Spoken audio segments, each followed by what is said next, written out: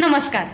आता गणपती बाप्पा सर्वांच्या घरी विराजमान झालेले आहेत आणि या बाप्पाला 21 पत्री या पूजेमध्ये अर्पण केल्या जातात। या प्रत्येकाचं खास असं वैशिष्ट्य औषधी गुणधर्म आहेत जे आजच्या व्हिडिओमध्ये आपण बघणार आहोत, त्यामुळे व्हिडिओ शेवटपर्यंत नक्की बघा। चॅनलला जर सबस्क्राईब नसेल केलं तर नक्की करा। गण म्हणजे इंद्रिय आणि अधिपती म्हणजे नियंत्रण करणारा। गणपती ही बुद्धीची देवता आहे हे आपल्या सगळ्यांनाच माहीत आहे आणि आपल्या शरीरामध्ये मूलाधार चक्राच्या ठिकाणी ही स्थित आहे।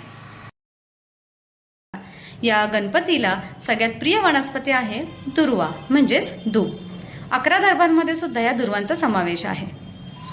या दुर्वांचं खास वैशिष्ट्य असं आहे की त्यांची जी मुळं आहे ही जमिनीमध्ये खोलवर असून ती पाणी धरून ठेवतात, म्हणून ज्यावेळी अकाळ किंवा नैसर्गिक आपत्ती असेल, जनावरांना काही खायला चारा इत्यादी नसेल, अशा वेळी या दुर्वांचा खाण्यासाठी उपयोग होतो।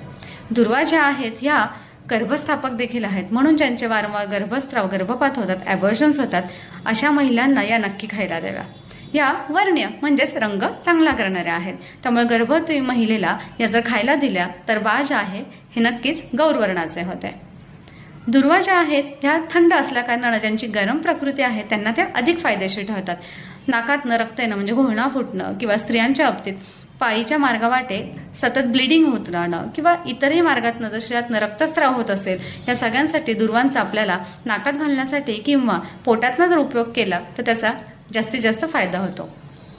ज्यांना ओबेसिटी म्हणजे स्थूलता असेल, वजन कमी करायचं असेल, अशांनी सकाळी उपाशी पोटी 20 ते 30 मिली दुर्वांचा रस जर घेतला तर ते वजन लागलीच कमी व्हायला मदत होते।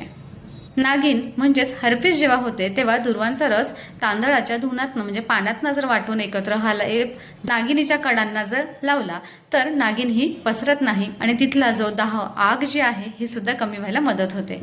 आजकाल जो इलेक्ट्रॉनिक गॅजेट्सचा वाढता वापर आहे यामुळे डोळ्यांची आग होणं, डोळ्यातनं पाणी येणं किंवा इतर सुद्धा चष्मा लागण्या तक्रारी ज्या आपल्याला बघायला मिळतात, त्यासाठी अगदी साधा सोपा उपाय म्हणजे हरळीवरती पायात चप्पल न घालता थोड्या वेळ जर चाललं तर नक्कीच त्याचा परिणाम हा सुदिंग असा येऊन चष्मा आदी सुद्धा कमी व्हायला मदत होत असते।